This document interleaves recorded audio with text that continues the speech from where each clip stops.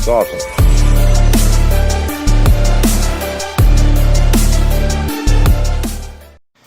Alrighty guys, back in the garage, and one of the more tedious tasks that I do with the cars is switching tires around.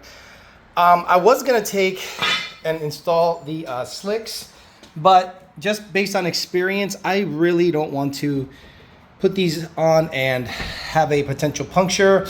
They're quite soft. There's a lot of construction out there. Not to say that it won't do that to a drag radial, but for whatever reason, I've just had terrible luck.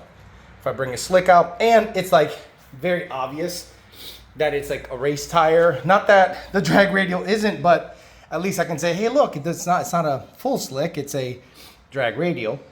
The ET Street SS's have been a bit of an issue because at the 2.7 pulley power level, now I'm starting to experience, you know, this thing just spins out of control. So I'm gonna go ahead and put the 275/60/15 Pros to see if it's any better.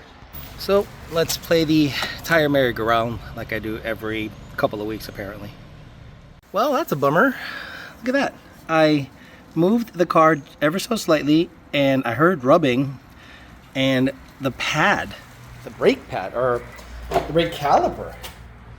I didn't know brake calipers were different at all on GT500s. I thought they're the same, but for whatever reason, this one's hitting, but it doesn't hit my other S197.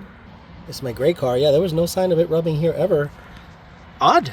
Maybe for whatever reason that axle is cut different, or I don't know. No idea, but I guess I'm going to have to put the bias plies on. Shit.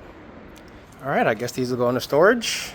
That's a waste of time. I didn't even have to take them off of that car. I don't want to put them back on now because I'm tired. So actually, let me see if I can spot it rubbing here. Can I turn the flashlight on? Can I turn the flashlight on? Yeah, there we go. Can't see shit. Let me go to the inside.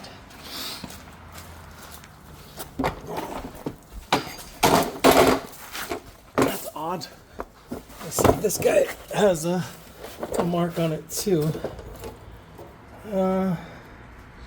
Yeah, look at that. If you zoom in, there's a mark. So for whatever reason, these wheels will not work on the GT500. I guess they are Dyno wheels only. Well, without going into details, I'm gonna have to go out there on the slick. It looks cool, but I have to check the tire pressure. It's already wrinkling a little bit, and it's like probably 10 PSI. I'm gonna go out there on 20 PSI. Seems a little high, but I think for the street it'll be fine. Less wobble, less BS. Car looks badass. This is how I want to drive it around, but obviously, you know, even though Florida, they might not give you too much of a problem. I don't know, it looks cool, but yep, let me go out there, make a hit, give you a 3/4 shot. Everyone should have a 3/4 shot, and this is a 3/4 shot in case you guys want to put it on video. All right, so I did a quick hit just to see if everything was good. I think I smelled rubber, which means the belt might be slipping just a little bit. I'm not 100%. But what I'm going to do now is just upload a tune. What I'm doing is I'm just making sure that it sees a little bit over 21 degrees, maybe 22. It's conditional. On that hit, I also saw the IATs get really hot. So I'm like, man, I'm still not getting proper cooling going on in the intercooler situation. So I'm like, man, but it is a warm day today. So if I can get a low 6 out of it, that'd be awesome. If I can get into the 5s, that'd be amazing, because it's a 2.7 upper on a low compression illuminator. So I'm not trying to like undersell it, but I want to make sure that I give you guys context, because the Corvette went 5.9. That is export, 20 pounds of boost, race gas, a lot of spark advance, with good rubber and in good weather. It was, I believe, 59 degrees or something like that when the Corvette went 5s, 60 to 130, the ZR1. So if this guy can do it in the summer with the 2.7 upper, on a 2650 on a low compression illuminator, I think that's going to be, you know, pretty impressive. Maybe you guys don't think so because you don't understand realistic times. A lot of people live on the internet and they're like, oh, I see these guys go 4s bone stock, and I'm like, no, they lie to you. So I'm going to be realistic, and if I can get this guy into the 5s, I'll be really happy. Low 6s are awesome, but it's warm.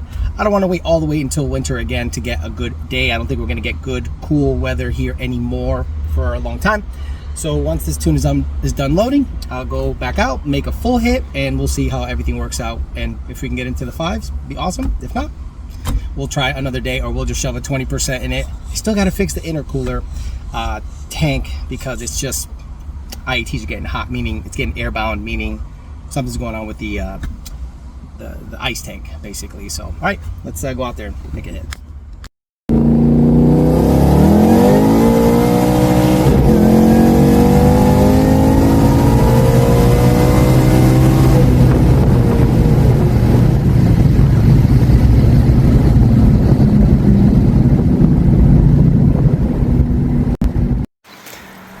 Gonna be honest with you guys, it's making me like it again. 5.9. So a couple of things I'm gonna verify in the data log, which we'll do together. Spun in second, but I stayed in it because it is a bias ply. So even if it's spinning a little bit, it's going forward. Second, belt slip when I did the 2-3 shift. I'm gonna see if MAF frequency dropped, then came back. Looks like, or felt like, the belt did one of those dances where it goes down, then back up. So, okay, cool. And then how much spark advance did we see, and if our IATs stayed under 120. Many things were being done to this car to achieve what just happened, which is a 5.9, and for context, the ZR1 did it in very cold weather, 20 PSI on an Export Kong 2300. We know the Corvette weighs probably 300 pounds less, maybe 400 pounds less. This is sitting probably right now at 30, high 35, low 36s, and it's just awesome. I'll be honest with you guys, this thing drives really good, even though it's face plated. I might keep the sucker. This thing moves out. Let's get inside, take a look at the data log, get Donnie out of this garage. I put Donnie in here just so it wouldn't catch all the leaves. Donnie still needs to do a quarter-mile hit, so trust me, the next step on section 8 is a 20%, because the goal is 4s, 60 to 130. Then we go to the track, because we know we have the power, because I don't have a dyno. And then we try for an 8-second pass, which will probably be fall. Or if I get a hair up my ass and I get a day off during the week for a rental, I'll see what I can 60 foot with the thing, ice it down, do everything I can to get that 8-second time slip. But if the belt is slipping, we might have to address with an 8 rib or a 10 rib, which I don't think a 10 rib fits on the Magnuson twin inlet 2650. So yeah, I'd say in terms of power potential, a 2.7 upper, stock lower. Again, guys, I will show you my stock balancer. There is no overdrive on this thing.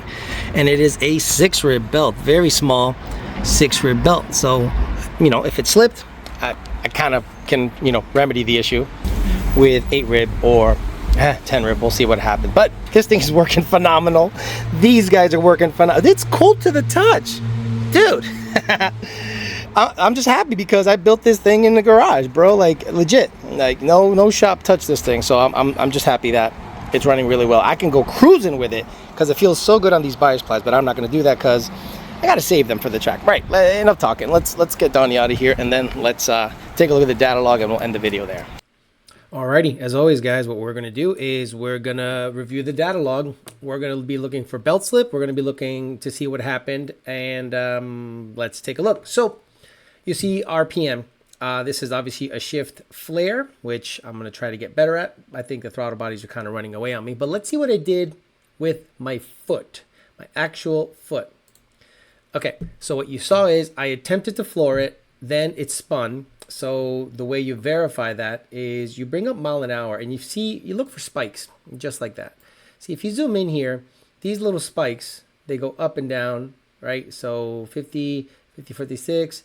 So right here, this little thing kind of felt wavy to me. So I was like, well, I want to make sure that there's some, grip happening, but I definitely was not in it all the way. I got on it about pedal 93%, get off by 74%, then to the wood, back to 99.5.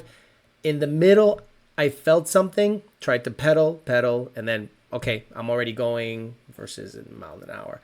I'm already going 99 mile an hour when the car feels stable enough to pin it, bang, and then shift, and then we ride out the back and finish the run. So let's get rid of pedal. Let's look at throttle. Okay, throttle followed pedal. So that's good, meaning what I'm intending to do, the car is doing. Awesome, really good. So there's a pedal fest on the hit, and it started well under 60 miles an hour. So at about anything over 60 miles an hour, so mile an hour, so right around here is when I started to battle the car. So you can see there was a bit of a battle, and the battle ended at 98 miles an hour, and then I was able to stay in it. So obviously there's, quote unquote, a lot left in it. And then at the top of the pole, this thing was just riding out. Now I was able to keep it in third gear. I didn't have to go into fourth because the tires are taller, and I was able to just look at the RPM, and I know my limiter is set way above 8,000, and I finished the run at 7,800 RPMs on the money. So the 2.3. Now let's look at Spark Advance. We already saw pedal. We saw everything. Let's look at Spark. So the most spark it saw was 21 degrees of Spark Advance right up here. Now, a lot of you guys say it's low compression. You got to give it 10,000 degrees. This is dispelling that myth. You don't need that. Anything above 23 degrees, even in a low compression application, you get gains, but they're diminishing. For every degree, instead of getting 10, you're getting 3, 2, 1, and it's not worth ragging the car out and rattling the piston. Sometimes boost is your friend. So we were able to keep it at about 21 degrees all the way through the end of the pull. And let's take a look at air charge temp, meaning IAT2 blower temperatures. They're very good. They're very happy. 113, 115, 118 tops in Florida. Remember, this is Florida, so it's 80 degrees static out there. So this is actually pretty darn good. And the pull started at 108, which I'm very happy about. Again, 2.7 upper, stock lower. Load.